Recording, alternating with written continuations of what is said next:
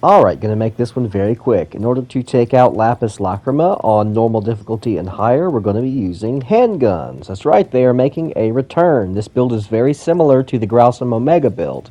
You're going to be using dual triple stars for their massive weak point damage, and a Beast Surge for its ease of use and high impact damage.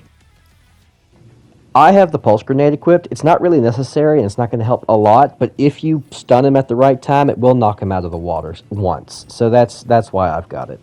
As far as the helm, I chose the Zerachwise helm just because it's got the highest physical defense of any helm I've got. But if you don't have the Zerachwise helm, you can use the Futsunushi, the Acropolis, the Krios, anything with high physical defense. It doesn't really matter. The only stat that matters for the head, body, and legs is physical defense, because we're not going to be flying around. We don't need to be fast. We don't need femto. We're not using any skills. We're just shooting him with the guns and throwing his broken body parts at him. Which is why for the arms, you want to make sure that you're using the Futsunushis or the Explorers, or anything with high grab and throw performance. I highly recommend the Futsunushis. They've got excellent grab and throw performance and good defenses.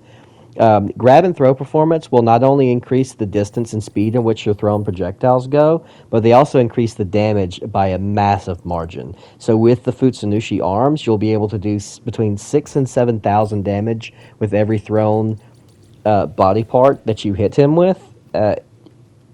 In normal difficulty, and on story difficulty, it's going to be even higher.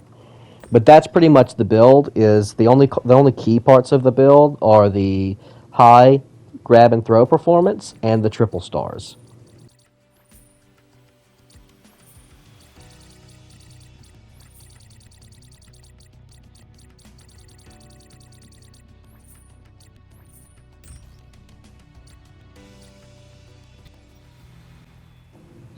Now, I don't think very many people know this, but Lapis Lacrima's horns are actually proper weak points. They don't just take a lot of damage, they're actually legitimate weak points, and if you hit them with the triple stars at just the right range, you'll do nearly 1,000 damage with every shot.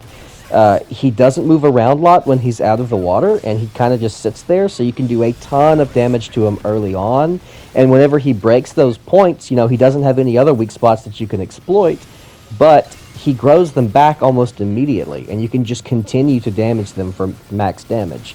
When he dives under the water, if you have Pulse Grenade, you can knock him back up and do a bit more damage, maybe even knock off another horn, but it doesn't last for very long. He's pretty much stun immune, and then he'll dive back down.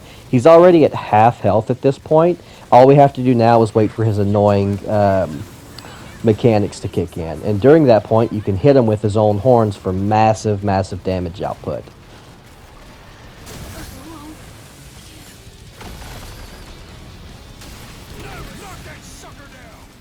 When he's actually fully out of the water, I don't try to hit him with the horns. I instead try to maximize my damage output with the guns to drop more, just in case he decides to drop under the water and play whack-a-mole, or if you accidentally grab a hold of one of his horns and send it into orbit, because your grab and throw performance is so high, you can hit the moon with these fucking things.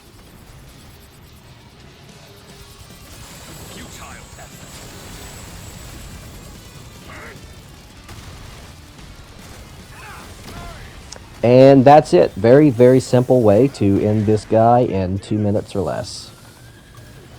Thanks for watching. Hope it was helpful. And the next one up is going to be Eclipse.